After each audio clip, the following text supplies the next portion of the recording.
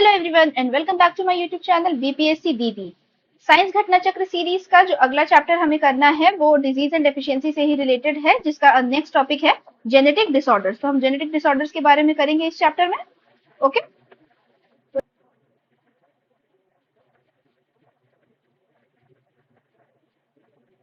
तो चलिए अब हम इसके क्वेश्चंस को देख लेते हैं। ये बहुत ज्यादा डिटेल में इंफॉर्मेशन दी हुई है, तो क्वेश्चन के पैटर्न के अकॉर्डिंग ही आप इंफॉर्मेशन को रीड आउट करिएगा। सारा का सारा पढ़ने की जरूरत नहीं है, तो इसको आप सिलेक्टिवली रीड करेंगे। ओके, तो पहला है which one of the following is not a genetic disease. And लगा दिया है जी से पहले, बट ठीक है, हो जाती है कभी गलती। विच of the following is not a genetic disease, तो इसमें से कौन सी जेनेटिक डिजीज नहीं है। तो नाइट ब्लाइंडनेस हमें पता है विटामिन ए की डिफिशियंसी से होती है, तो आंसर हो जाएगा नाइट ब्लाइंडनेस। और बाकी की तीन हमारी जेनेटिक डिजीजेज हैं, क्या है? Albinism, colour blindness and haemophilia. ठीक है, ये तीनों ही जेनेटिक डिजीज होती है। एल्बिनिज्म में क्या होता है कि जो पिगमेंट होते हैं मेलानिन, वो पार्शियली या फिर कंप्लीटली एब्सेंट होते हैं स्किन, हेयर और आईज में।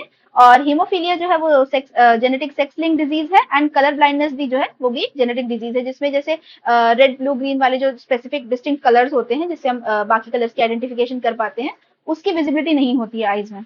ओके, अगला है phenylketonuria is an example of an inborn error of metabolism. This error refers to, तो बेसिकली ये जो प्रॉब्लम है, ये एरर कहाँ पे होता है, क्यों होता है? Because of inherited lack of an enzyme. तो जो एग्जैक्ट जितने एंजाइम्स चाहिए होते हैं एक ऑफस्प्रिंग को, वो प्रॉपरली नहीं इनहेरिट कर पाता है, तो ये प्रॉब्लम अकर कर जाती है।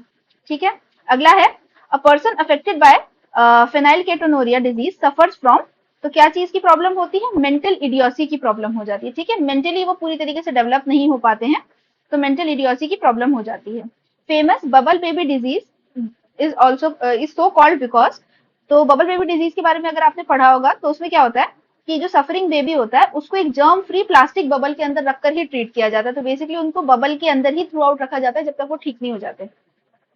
ओके, अगला है haemophilia is a genetic disease carried bye, तो हीमोफीलिया जो प्रॉब्लम है वो विमेन कैरी करती हैं। तो जो जेनेटिक डेफिशिएंसी होती है वो विमेन के अंदर से बच्चे में आती है, और usually it appears in main.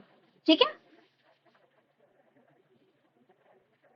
इसको ब्लीडर डिजीज भी बोला जाता है and it was first found in queen Victoria, तो इसलिए इसे रॉयल हीमोफीलिया भी बोला जाता है। अगला है हीमोफीलिया इज, तो हेरिडिटरी डिफेक्ट है।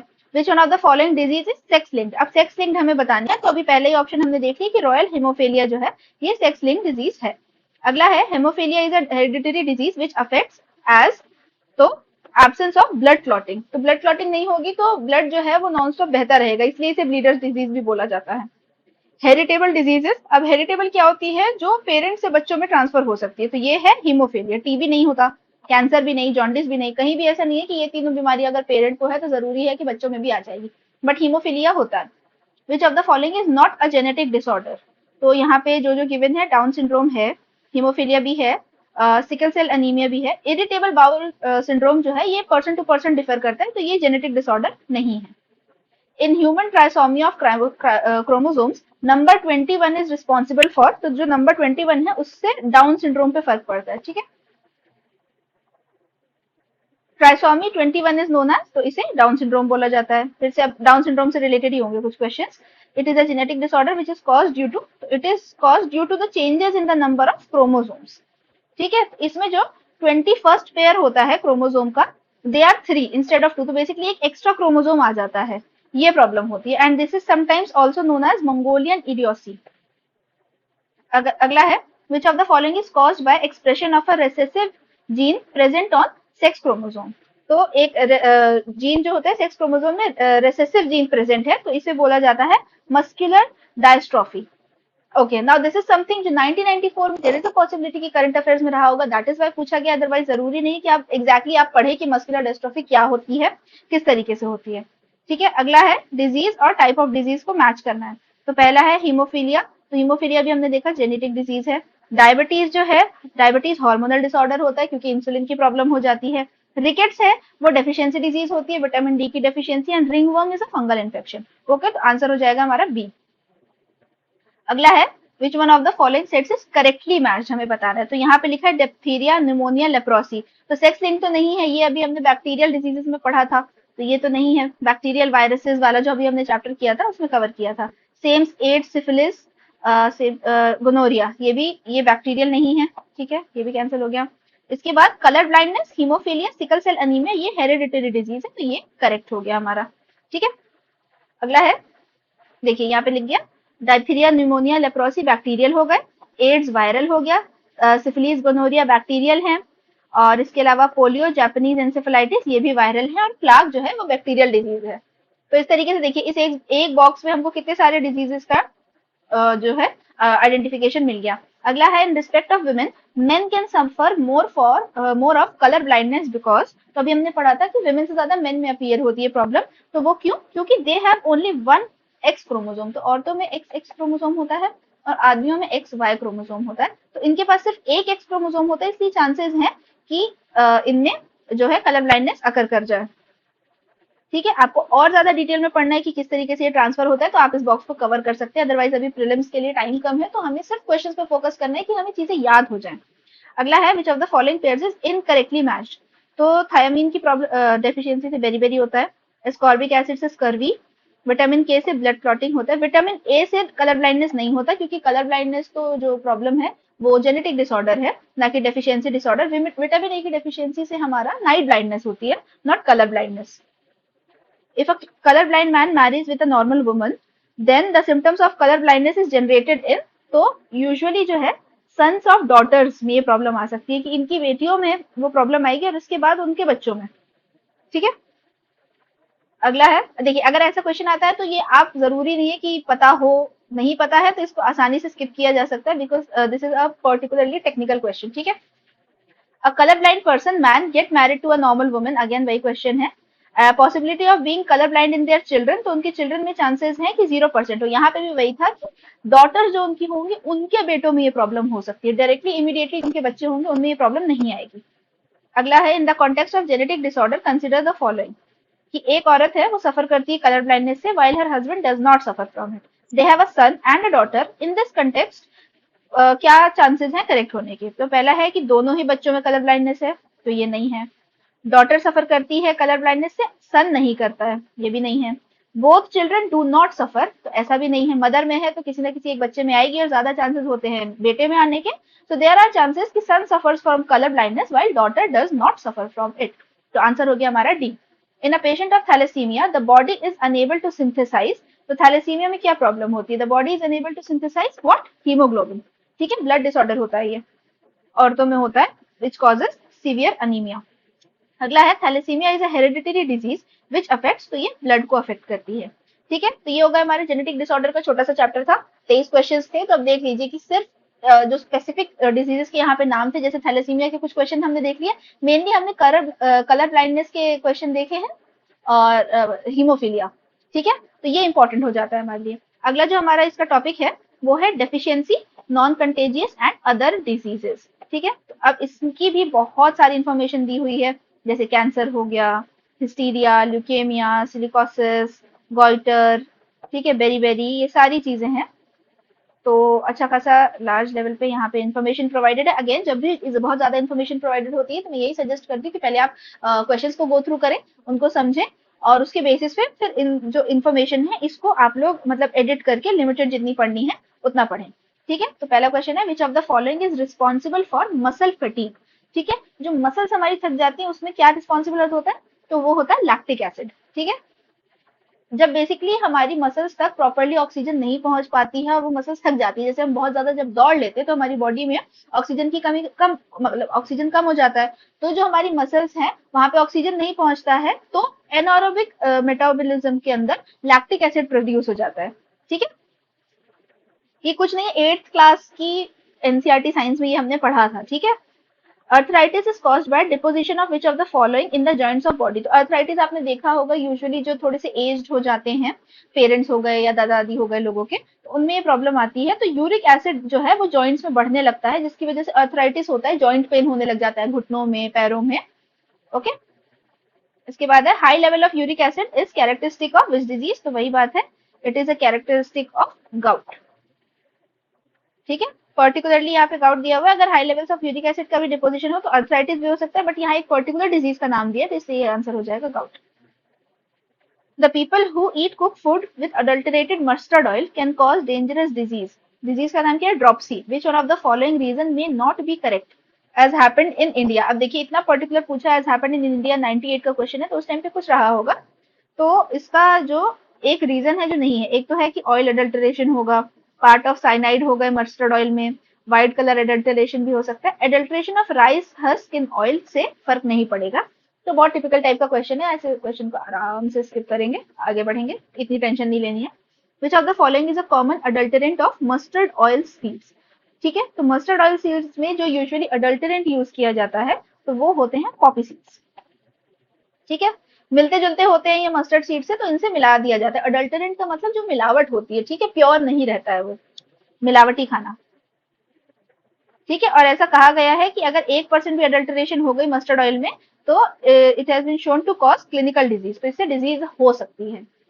अगला है, it begins as a single cell and grows into a merciless disease that claims millions of lives after year, but scientist are steadily unlocking its mysteries and the fight against it may now have reached a dramatic turning point. New discoveries promise better therapies and hope in the war against dash. The disease referred is in the question is, तो ये disease है none other than cancer. 1995 का time period है, तो cancer was big deal. Cancer जैसे इससे पहले हमने देखा था कि ट्यूबरक्लोसिस का भी वैसे ही था, तो कैंसर रिलेटेड स्टेटमेंट है ये, उस टाइम दी गई होगी कहीं पे, किसी फेमस इंसान ने ही बोला होगा ये जो कोटेशन दी हुई है हमें इतनी हेवी सी। अगला है, anthophobia is the fear of, anthophobia, ठीक है, एंथर कहाँ होता है? फूलों में होता है, उसी से बना है एंथोफोबिया, तो it is a fear of flowers. ठीक है, there are people who are afraid of flowers. Okay, तो मल्टीपल टाइप के फोबियाज होते हैं, and phobia actually is a very interesting subject to study, कि अगर आप स्पेसिफिकली फोबियाज को पढ़ रहे हैं तो बड़ा मजा आता है कि किस किस तरीके के फोबियाज होते हैं। The disease hysteria generally occur in which group, तो ये यूजुअली यंग वुमेन में होता है। ठीक है, यंग एंड अनमैरिड वुमेन, जिसका सिम्टम है एंजाइटी, डिस्कम्फर्ट एंड फेंटनेस। तो ये बेसिकली पुराने जमाने में अंग्रेजी महिलाओं में ये चीज पाई जाती थी और इसका नाम रख दिया गया हिस्टीरिया। अगला है, सिलिकोसिस इज अ, तो ये लंग डिजीज होती है। ठीक है, इससे क्या होता है कि सिलिका जो एक कॉमन मिनरल है वो सैंड में पाया जाता है, तो जो लोग सैंड माइनिंग करते हैं उनको अक्सर इस प्रॉब्लम का फेस करना पड़ जाता है, उनको सिलिकोसिस हो जाता है। ठीक है, तो बेसिकली ये जो छोटे छोटे पार्टिकल्स हो जाते हैं जाके उनके लंग्स में फंस जाते हैं। अगला है, the malfunctioning of thyroid gland is due to the deficiency of, तो थायराइड ग्लैंड में प्रॉब्लम आती है किसकी डेफिशिएंसी से? आयोडीन। ये हमने बहुत स्टार्टिंग में जब चैप्टर्स किए थे तो कवर किया था, ये 66 बीपीएससी में भी पूछा है। अगला है, match the codes and select the correct answer, तो हमें वही बताना है कौन सी डिजीज किस डेफिशिएंसी से होती है। तो अनीमिया जो है हमारी वो आयरन की डेफिशिएंसी से होती है, गोइटर आयोडीन की डेफिशिएंसी से, नाइट ब्लाइंडनेस विटामिन ए से, and beriberi vitamin B से। ठीक है, तो इसका हमारा आंसर हो गया ए का 2, बी का 3, सी का 4, डी का 1, तो B. Deficiency of iodine is caused by causes goitre. ठीक है, shortage of which element causes goitre disease? Iodine की कमी से होता है। Iodine is administered to patient suffering from, तो गोइटर। अब एक ही सवाल को तीन अलग अलग तरीके से पूछ लिया यहाँ पे। ओके, अगला है, use of polish rice in human diet causes the following disease, तो पॉलिश राइस खाने से क्या प्रॉब्लम होती है? बेरी बेरी की डिजीज हो सकती है। use of polished rice causes which of the following disease? Beriberi. In countries where polished rice is the mean cereal in their diet, people suffer from beriberi. Blue baby pollution disease is due to the excessive presence of, तो कौन से chemical का जो presence है वो drinking water में इस हद तक बढ़ जाता है कि उससे ब्लू बेबी सिंड्रोम हो जाता है, तो वो होता है नाइट्रेट बढ़ने से। ठीक है, नाइट्रोजन बहुत ज्यादा इंक्रीज हो जाता है, नाइट्रेट उसका एक पार्ट हो गया। नेक्स्ट क्वेश्चन है हमारा, excess of which of the following in the blood causes blue baby syndrome disease, अभी हमने देखा था, तो इट इज द मीथेमोग्लोबिन। ठीक है, मीथेमोग्लोबिन जो एग्जैक्टली पर्टिकुलर जो हमारा एलिमेंट है, ये बहुत ज्यादा जो है वो बढ़ जाता है ब्लड में बेबीज के, जिसकी वजह से उसे ब्लू बेबी सिंड्रोम हो जाता है। Blue baby syndrome is due to the presence of, क्या है? तो मीथेमोग्लोबिन की वजह से होता है। करेक्ट सीक्वेंस बताना है एक हार्ट अटैक का हमें। ठीक है, वेरी इंटरेस्टिंग क्वेश्चन। तो सबसे पहले जो plaque from fibrous tissues and high cholesterol, तो हाई कोलेस्ट्रॉल की वजह से प्लाक जो है, मतलब बेसिकली जो फैट्स वगैरह वो एक तरीके से जमने लगता है। इसके बाद जो है, clots of blood carried into the coronary arteries. ठीक है, धीरे धीरे ब्लड में क्लॉटिंग होने लग जाती है। उसके बाद क्या होता है? Narrowing of the inner orifice of the vessel. तो अब एक बात बताइए, ये जैसे जिसको बोलते हैं ना, खून की नली है या वेन या आर्टरी है, अब इसमें धीरे धीरे अगर क्लॉटिंग होने लग जाएगी तो ये जो ब्लड का फ्लो है अंदर, देखिए थोड़ा बारीक तरीके से, ये जो, अरे ये हो गई हमारी खून की नली। ठीक है। अब इसके अंदर ये जो हमारा ब्लड फ्लो है, अब यहाँ पे क्लॉटिंग हो गई, यहाँ पे क्लॉटिंग हो गई, इधर भी क्लॉटिंग हो गई, तो जो ब्लड पहले आराम से फ्लो कर रहा था अब उसको दिक्कत होगी ना ऐसे ऐसे करके जाने में, तो ये प्रॉब्लम होने लग जाती है। इसके बाद है इनएडिक्वेट supply of blood and oxygen हो जाता है, और फिर उसके बाद हार्ट अटैक आ जाता है। तो आंसर हमारा हो जाएगा B2413। In medical terminology golden hour is related with, तो गोल्डन आवर क्या होता है, हार्ट अटैक से रिलेटेड होता है कि विद इन 1 आवर, जो बहुत ज्यादा क्रिटिकल होता है कि अगर किसी इंसान को हार्ट अटैक आया है तो उसे विद इन 1 आवर जो है वो अटेंड कर लिया जाए, उसे हॉस्पिटल पहुंचा करके उसका इलाज शुरू हो जाए, तो बहुत अच्छी, मतलब बहुत अच्छा रहता है सामने वाले की हेल्थ के लिए, because most of the death occur during this period if not treated properly. तो इमीडिएट एक्शन लेना बहुत ज्यादा जरूरी होता है। Beta blocker is a medicine to save from, तो ये हार्ट अटैक के लिए यूज की जाती है बेटा ब्लॉकर। ठीक है। इसके बाद है which of the following is essential to regulate heartbeat, तो किस चीज की जरूरत होती है, तो पोटेशियम की बहुत ज्यादा जरूरत होती है। अगला है which among these is related to the deficiency of potassium, तो लो ब्लड प्रेशर हो जाता है, अगर पोटेशियम की कमी होगी लो ब्लड प्रेशर हो जाएगा, आप बेसिकली चक्कर खा करके गिर जाएंगे। अगला क्वेश्चन है if albumin is release with urine then the failure of which organ में अकर। ठीक है, एल्ब्यूमिन अगर रिलीज हो गया यूरिन के साथ में तो हमारी किडनी फेल हो जाएगी। ठीक है, यूरिन का रिलेशन होता ही किडनी के साथ है, so it is because of kidney. Okay. अगला है which organ of the body is affected most on keeping fast for long time, तो अगर हम बहुत ज्यादातर उपवास या व्रत कर लेते हैं या फास्टिंग कर लेते हैं तो हमारी किडनी पे असर पड़ता है। क्यों? क्योंकि हमने पानी नहीं पिया है, पानी नहीं पियेंगे तो वो फिल्टर आउट नहीं होगा, फिल्टर आउट नहीं होगा तो किडनी का जो है उस पर प्रेशर पड़ने लग जाता है। इसलिए लोग बोलते हैं ना जिनको पथरी वगैरह की भी प्रॉब्लम होती है, किडनी वीक होने लग जाती है, उसका भी एक रीजन होता है ये। In the modern days nuclear medicine plays a vital role in medical science, that exactly. तो ये क्या होते हैं, रेडियो आइसोटोप्स होते हैं छोटे छोटे, जिसको न्यूक्लियर मेडिसिन बोला जाता है, टारगेटेड जगह पर जाकर वो अपना काम कर देते हैं। ठीक है। Provide information about the functioning of a person specific organ और डिजीज। अगला है रेडियो आइसोटोप और डायग्नोस्टिक यूज बता रहा है। अब मैं ये बता दूं कि ऐसा वाला सवाल अक्सर आता है, ठीक है, तो इसको थोड़ा सा याद हो जाने वाली चीज है। तो पहला जो है वो हमारा दिया गया है आर्सेनिक 74, उससे ट्यूमर डिटेक्ट होता है। उसके बाद है कोबाल्ट 60 से कैंसर होता है, iodine 131 is for activity of thyroid gland, and sodium 24 is for blood disorder. ठीक है, तो इस डायग्नोस्टिक में ये रेडियो आइसोटोप जो है वो यूज होते हैं। Which one is not correctly matched, अब हमें वही बताना है। तो कोबाल्ट 60 इंटरनल नियोप्लाज्म होता है, iodine 131 thyroid, phosphorus 32 treatment of leukaemia, gold 198 treatment of retinal disorders नहीं है, तो आंसर हो जाएगा डी। ठीक है, गोल्ड 198 यूज होता है कैंसर के लिए। Which one of the following radio elements is used to measure the speed of blood flow in the human body, तो स्पीड ऑफ ब्लड फ्लो के लिए रेडियो सोडियम यूज किया जाता है। Leukaemia is a type of cancer जहां पे abnormal increase हो जाता है किस चीज की, तो व्हाइट ब्लड सेल्स जो है वो इतने ज्यादा बढ़ जाते हैं आपके खून में कि वो आपके ही मतलब दूसरे जो ऑर्गन्स और सेल्स है उनको डैमेज करने लग जाते हैं। Radioisotope use to control blood cancer leukaemia is, तो ये है फॉस्फोरस 32 और कोबाल्ट 60 दोनों ही यूज होते हैं। इसका भी आप एक टैबुलर फॉर्म में बना करके नोट लिख लीजिएगा। विच one of the following is use in the treatment of blood cancer, तो अभी हमने देखा था फॉस्फोरस 32 कोबाल्ट 60 दोनों यूज होता है, तो आंसर हो जाएगा more than one of the above. Cobalt 60 generally used in the radiation treatment of, because it ejects, तो इसमें से कौन सी रेज निकलती है, तो ये है गामा रेज। ठीक है, तो गामा रेज निकलती है इसमें से, ये हो गई alpha rays, beta rays, gamma rays निकलती है। Radioisotope used in the detection of tumour, तो ये है arsenic 74, used to detect tumor again arsenic 74, use in the treatment of muscle ache, तो मसल एक में इंफ्रारेड वेव्स यूज हो सकती हैं। 66 का क्वेश्चन है ये। Oncogenes are related with, onco word जो है ये कैंसर रिलेटेड चीजों से ही यूज होता है, ऑन्कोलॉजिस्ट होते हैं यूजुअली जो कैंसर स्पेशलिस्ट डॉक्टर्स होते हैं, तो ये आंसर हो जाएगा हमारा कैंसर। अगला है which situation of the body is known as cancer, तो कैंसर क्या होता है जहां पे uncontrolled multiplication of cells by which death of sound cell and finally death, तो बेसिकली इतना ज्यादा मल्टीप्लीकेशन हो जाता है, जैसे अभी हमने देखा था व्हाइट ब्लड सेल्स बढ़ गए हैं या और जो दूसरे सेल्स होते हैं वो इतने ज्यादा मल्टीप्लाई हो जाते हैं कि हेल्दी सेल्स जो हैं वो मरने लग जाते हैं, आपस में फाइट करने लग जाते हैं, और इवेंचुअली ह्यूमन की इम्यूनिटी वीक हो जाती है एंड डेथ हो जाती है अगर टाइमली अगर ट्रीटमेंट नहीं हुआ तो।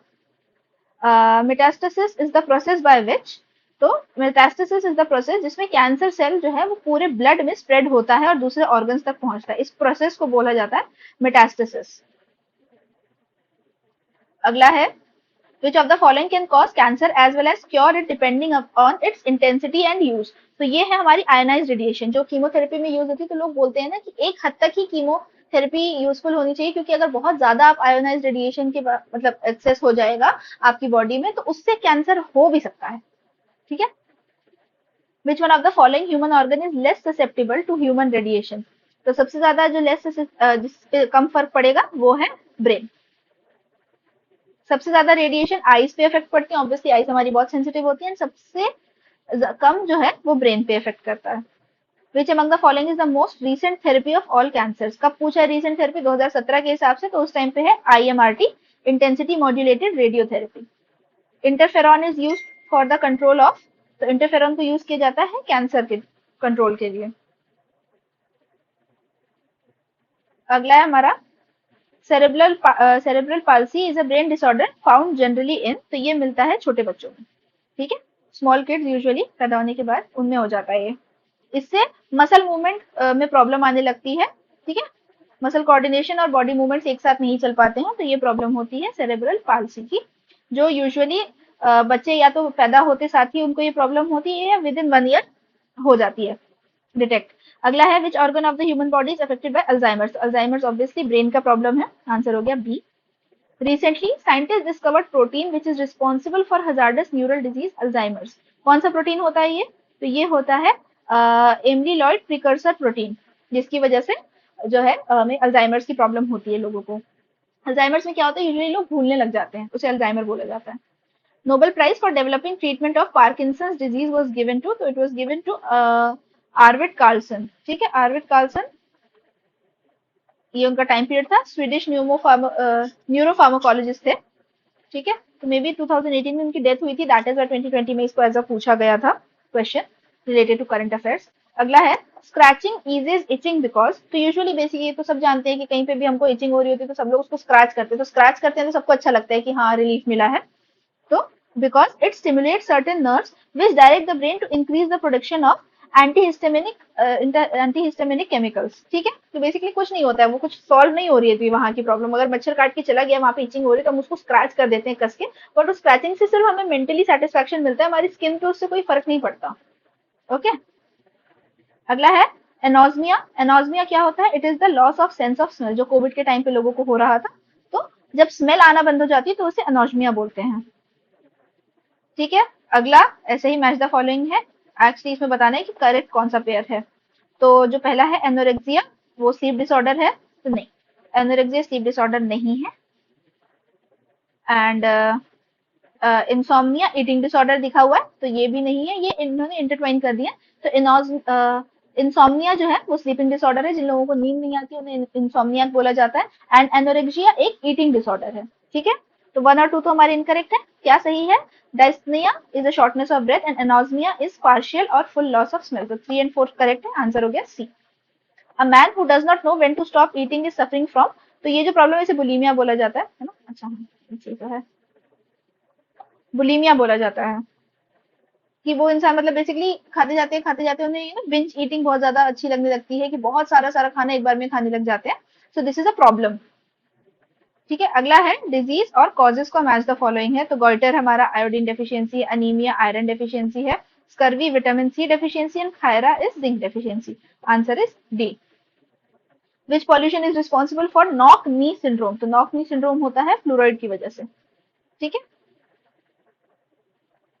अगला है which one of the following is not correctly match. तो पॉल्यूटेंट्स है और उससे रिलेटेड डिजीज लिखी है। तो मर्क्यूरी की वजह से मीनामाटा डिजीज होती है, कैडमियम से इटाइटाई, नाइट्रेट आयन से ब्लू बेबी सिंड्रोम होता है, फ्लोराइड आयन से इंडाइजेशन नहीं होता है। अभी हमने देखा ये नॉकनी वाली प्रॉब्लम जो होती है ये होती है फ्लोराइड से। अगला है Minamata disease was caused by toxic quantities of. तो जब मर्क्यूरी की मात्रा बहुत ज्यादा बढ़ जाती है इसीलिए मीनामाटा डिजीज होती है, और ये पहली बार जापान में मीनामाटा एक सिटी है वहां पे ही मिला था, फर्स्टली डिस्कवर हुआ था, इसलिए उसका नाम ही रख दिया गया Minamata. The cause of Minamata disease is mercury polluted water. Minamata is caused bye mercury poisoning.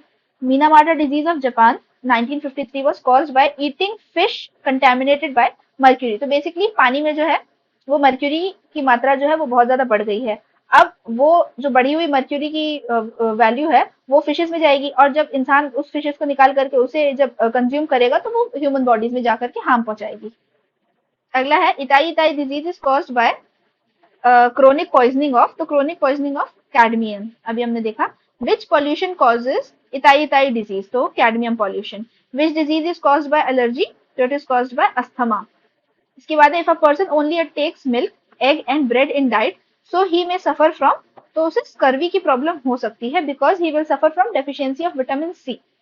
Okay, तो ये 64 क्वेश्चंस हो गए इस चैप्टर के। चैप्टर थोड़ा सा बड़ा है, इसमें इतने ही और क्वेश्चंस अवेलेबल हैं, तो उसे हम नेक्स्ट वीडियो में कंप्लीट कर लेंगे। ठीक है, तब तक आप इस वीडियो का जो पीडीएफ है इस चैप्टर का वो मेरे टेलीग्राम चैनल से जाकर के डाउनलोड कर सकते हैं। एंड आई होप ये सीरीज आपको हेल्पफुल होंगी। बस थोड़ा सा मिसलेनियस का पार्ट और 2-3 लेक्चर्स और बचे हुए हैं बायोलॉजी के, then will start with physics and then will do chemistry. And similarly history वाली जो घटना चक्र हम कर रहे हैं उसमें एंशियंट मिडीवियल हमारा कंप्लीट हो चुका है, क्योंकि वो थोड़ा पहले से भी चल रही थी, और मॉडर्न में अभी हम चल रहे हैं। ठीक है, तो उसको भी आप लोग साथ साथ कर सकते हैं। मैंने सबकी सेपरेट प्लेलिस्ट बना रखी है। इसी के साथ साथ मेरा मेंटरशिप बैच भी चल रहा है टेस्ट सीरीज के साथ, जिसमें 15 टेस्ट सीरीज हैं और मेरी 1-to-1 गाइडेंस रहेगी। तो बेसिकली देखिए, मेंटरशिप में क्या है कि मैं आपको कोई डेली गोल नहीं प्रोवाइड कर रही हूँ। आप क्या पढ़ रहे हैं, कैसे पढ़ रहे हैं और किस तरीके से पढ़ना है, ठीक है, आप मुझसे शेयर करेंगे, मैं आपको उस चीज में गाइड करूंगी कि आपको क्या सब्जेक्ट और पहले करना चाहिए, क्या बाद में करना चाहिए, किस सब्जेक्ट को कौन सी बुक के थ्रू किस तरीके से अप्रोच करना चाहिए। ये सारी जो भी डिटेल्स है 1-on-1 मैं अपनी मेंटरशिप के अंडर में प्रोवाइड करती हूँ। तो अगर आप में से कोई भी इंटरेस्टेड है तो वो कमेंट करके या तो बता सकते हैं, या फिर वो मेरा टेलीग्राम चैनल ज्वाइन करके, वहां पे कुछ नहीं है, मात्र 350 रुपए की एक पेमेंट करनी है छोटी सी, और फिर आपको पेड ग्रुप में ऐड कर दिया जाएगा। हमारे टेस्ट होते हैं, लाइव एनालिसिस करते हैं, हम मिलकर के डिस्कशन होता है, आपकी कहाँ गलती रही है उन सारी चीजों को डिस्कस किया जाता है, जाना समझा जाता है, सो दैट आप एग्जाम में बेटर इंप्रूव करके परफॉर्म कर पाए। So if anybody is interested they are happy to join, and till then like share and subscribe और अच्छे से पढ़िए। See you, bye.